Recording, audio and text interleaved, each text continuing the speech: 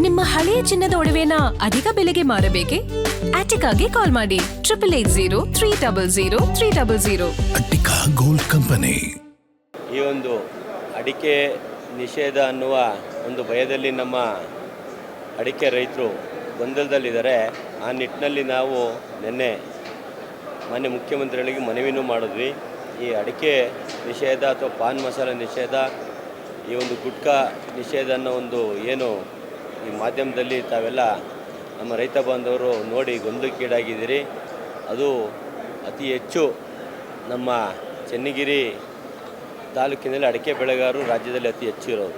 ಈ ಒಂದು ಅಡಿಕೆ ಬೆಳೆಗಾರರಲ್ಲಿ ಒಂದು ಮನವಿ ಮಾಡ್ತಾ ಇದ್ದೀನಿ, ಯಾವುದೇ ರೀತಿಯ ತಾವು ಗೊಂದಲಕ್ಕೀಡಾಗೋದು ಬೇಡ. ನಾನು ಈಗ ತಾನೇ ಸಂಬಂಧಪಟ್ಟಂತಹ ಆಯುಕ್ತರು, ಆಹಾರ ಸುರಕ್ಷತೆ ಮತ್ತು ಔಷಧಿ ಆಡಳಿತ ಇವ್ರನ್ನ ಭೇಟಿಯಾಗಿ ಆಯುಕ್ತರನ್ನು ಆ ಒಂದು ಗೊಂದಲ ನಿವಾರಣೆಗೆ ಏಕೆ ಈ ಸಮಸ್ಯೆ ಬಂತು ಅನ್ನೋದ್ರ ಬಗ್ಗೆ ಚರ್ಚೆ ಮಾಡಿ ಬಂದಿದ್ದೀನಿ. ಆ ಒಂದು ಚರ್ಚೆಯಲ್ಲಿ ಅವರೆಲ್ಲೇ ಯಾವುದೇ ಕಾರಣಕ್ಕೂ ಅಡಿಕೆ ನಿಷೇಧ ಮಾಡಿಲ್ಲ, ಸರ್ಕಾರ ಅದ್ರ ಬಗ್ಗೆ ಕ್ರಮನೂ ತಗೊಳ್ತಾ ಇಲ್ಲ. ಇದೊಂದು ಗೊಂದಲ ಆಗಿದೆ ಮಾಧ್ಯಮಗಳಲ್ಲಿ ಬಂದಿರೋವಂಥದ್ದು. ಆ ಒಂದು ಹೇಳಿಕೆ ಏನು ಪತ್ರಿಕಾ ಹೇಳಿಕೆಗಳನ್ನ ಕೊಟ್ಟಿದ್ದೀವಿ, ಅದರಲ್ಲೆಲ್ಲ ಒಂದು ಸ್ವಲ್ಪ ಕರೆಕ್ಟಾಗಿ ಯಾರೂ ಸರಿಯಾಗಿ ಅದನ್ನ ಅರ್ಥ ಮಾಡ್ಕೊಳ್ಳೋದ್ರಲ್ಲಿ ವಿಫಲ ಆಗಿರೋದ್ರಿಂದ ಈ ಒಂದು ವ್ಯವಸ್ಥೆ ಆಗಿದೆ. ಯಾವುದೇ ಕಾರಣಕ್ಕೂ ನಾವು ಅಡಿಕೆ ನಿಷೇಧ ಮಾಡ್ತಾ ಇಲ್ಲ, ಅಡಿಕೆ ನಿಷೇಧನ ಮಾಡೋದು ಇಲ್ಲ. ಯಾಕಪ್ಪ ಅಂದರೆ ಅದು ಆಹಾರ ಪದಾರ್ಥ. ಅಡಿಕೆ ಅದೆಲ್ಲೂ ಸಹ ಆರೋಗ್ಯಕ್ಕೆ ಹಾನಿಕಾರ ಅಲ್ಲ, ಅದು ಆಹಾರ ಪದಾರ್ಥ. ಆದರೆ ನಾವು ಹೇಳಿರೋದೇನು ಅಂದರೆ ಈ ಹಿಂದೆ ಈಗಲ್ಲ, ಸುಮಾರು 9/10/2017 ಕೇಂದ್ರ ಸರ್ಕಾರದ FSSAI ಭಾರತೀಯ ಆಹಾರ ಸುರಕ್ಷತೆ ಮತ್ತು ಗುಣಮಟ್ಟ ಪ್ರಾಧಿಕಾರ ಅವರ ಒಂದು ಆದೇಶದಂತೆ ಗುಟ್ಕಾವನ್ನು ಬ್ಯಾನ್ ಮಾಡಿದ್ದಾರೆ. ಆ ಗುಟ್ಕಾ ಈಗಾಗಲೇ ಬ್ಯಾನ್ ಆಗಿ ಸುಮಾರು ವರ್ಷಗಳಾಗಿದೆ. ಆದ ಕಾರಣ ಎಲ್ಲೂ ಸಹ ಅಡಿಕೆಯನ್ನು ನಾವು ಬ್ಯಾನ್ ಮಾಡೋ ಒಂದು ವ್ಯವಸ್ಥೆ ಇಲ್ಲ. ಅಡಿಕೆ ಜೊತೆಗೆ ಎಲ್ಲಾದರೂ ನಿಕೋಟಿನ್ ಹಾಗೂ ತಂಬಾಕು ಅಂದರೆ ಒಂದೇ ಪಾಕೆಟ್ನಲ್ಲಿ ಮಿಶ್ರಣ ಆಗಿ ಬಂದರೆ ಅಡಿಕೆ ಒಳಗೆ ಅಂಥ ಒಂದು ವಸ್ತುಗಳನ್ನ ಪದಾರ್ಥನ ಮಾತ್ರ ನಾವು ಬ್ಯಾನ್ ಮಾಡ್ತೀವಿ. ಯಾವುದೇ ಕಾರಣಕ್ಕೂ ನಾವು ಅಡಿಕೆ ಬ್ಯಾನ್ ಮಾಡೋದಿಲ್ಲ. ಅಡಿಕೆ ಬ್ಯಾನ್ ಮಾಡೋ ಅಧಿಕಾರವೂ ನನಗಿಲ್ಲ ಅಂತೇಳಿ ಈಗ ತಾನೇ ಕಮಿಷನರ್ ಅವರು, ಸಂಬಂಧಪಟ್ಟ ಕಮಿಷನರ್ ಅವರು ತಿಳಿಸಿದ್ದಾರೆ. ಆದ ಕಾರಣ ಯಾವುದೇ ರೀತಿಯ ಗೊಂದಲಕ್ಕೆ ನಮ್ಮ ಅಡಿಕೆ ಬೆಳೆಗಾರ ರೈತರು ಯಾವುದೇ ಕಾರಣ ಗೊಂದಲಕ್ಕೀಡಾಗಬೇಡಿ. ಈ ಒಂದು ಅಡಿಕೆ ನಿಷೇಧನ ಒಂದು ವ್ಯವಸ್ಥೆಯಲ್ಲಿ ವ್ಯಾಪಾರಸ್ಥರು ಕಡಿಮೆ ಬೆಲೆಗೆ ಅಡಿಕೆ ಕೇಳೋಂಥ ಒಂದು ವ್ಯವಸ್ಥೆ ಬರುವುದು. ಸ್ವಲ್ಪ ಸಮಾಧಾನಕ್ಕೆ ತಮ್ಮ ಅಡಿಕೆ ತಮ್ಮಲ್ಲಿ ಇಟ್ಕೊಳ್ಳಿ.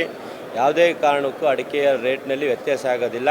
ಅಂತ ಎಂಥ ಸಂದರ್ಭ ಬಂದರೂ ನಾನು ನಿಮ್ಮ ಜೊತೆ ಇರ್ತೀನಿ. ಬರೀ ಚನ್ನಗಿರಿ ವಿಧಾನಸಭಾ ಕ್ಷೇತ್ರದ ರೈತರಲ್ಲ, ಅಡಿಕೆ ಬೆಳೆಗಾರ ರೈತರ ಪರವಾಗಿ ರಾಜ್ಯಾದ್ಯಂತ ಹೋರಾಟಕ್ಕೆ ನಾವು ಜೊತೆಗಿರ್ತೀವಿ. ಯಾವುದೇ ಸರ್ಕಾರ ಇರಲಿ, ಯಾವುದೇ ಪಕ್ಷ ಇರಲಿ, ಪಕ್ಷಾತೀತವಾಗಿ ಸರ್ಕಾರದ ಒಂದು ನೀತಿಗಳ ವಿರುದ್ಧ ರೈತರಿಗೆ ಅನ್ಯಾಯ ಆದಂಥ ನೀತಿಗಳು ಬಂದರೆ ನಾನು ನಿಮ್ಮ ಜೊತೆ ಸದಾ ನಿಲ್ತೀವಿ ಅಂತ ಈ ಸಂದರ್ಭದಲ್ಲಿ ನಮ್ಮ ರೈತರಿಗೆ ಮನವಿ ಮಾಡ್ತಾ, ಯಾವುದೇ ಕಾರಣಕ್ಕೂ ನಮ್ಮ ರೈತರು ಗೊಂದಲಕ್ಕೆ ಈಡಾಗಬೇಡಿ ಅಂತ ತಮ್ಮಲ್ಲಿ ಈ ಮೂಲಕ ಕೈ ಮುಗಿದು ಮನವಿ ಮಾಡಿ. ಏನೋ ಸ್ವಲ್ಪ ವೇರಿಯೇಷನ್ ಆಗ್ತಾಯಿದೆ ಅಂಥೇಳಿ ರೈತರು ಗೊಂದಲಕ್ಕೆ ಈಡಾಗಿದ್ದಾರೆ. ಆದ ಕಾರಣ ಯಾರು ಗೊಂದಲಕ್ಕೆ ಈಡಾಗೋದು ಬೇಡ, ಯಾರು ಈಗ ಅಡಿಕೆ ಕೊಡೋಕ್ಕೆ ಹೋಗೋಂಥ ವ್ಯವಸ್ಥೆನೂ ಬೇಡ. ಇಲ್ಲ, ಇಲ್ಲಿ ಆದೇಶದಲ್ಲಿ ಸ್ಪಷ್ಟತೆ ಇಲ್ಲ. ಆದೇಶದಲ್ಲಿ ಎಲ್ಲೂ ಅಡಿಕೆ ನಿಷೇಧ ಅಂತ ಬಂದಿಲ್ಲ. ಅಲ್ಲಿ ಬ್ರಾಕೆಟ್ಟು, ಕಾಮ, ಹಾಗೂ, ಪುಲಿ ಸ್ಟಾಪು ಮತ್ತು ಇವೆಲ್ಲ ಪದಗಳಿದೆ ಅದರೊಳಗೆ. ಬಟ್ ನಾವು ಅರ್ಥ ಮಾಡ್ಕೊಂಡು ಗೊಂದಲಕ್ಕೀಡಾಗಿದ್ದೀವಿ.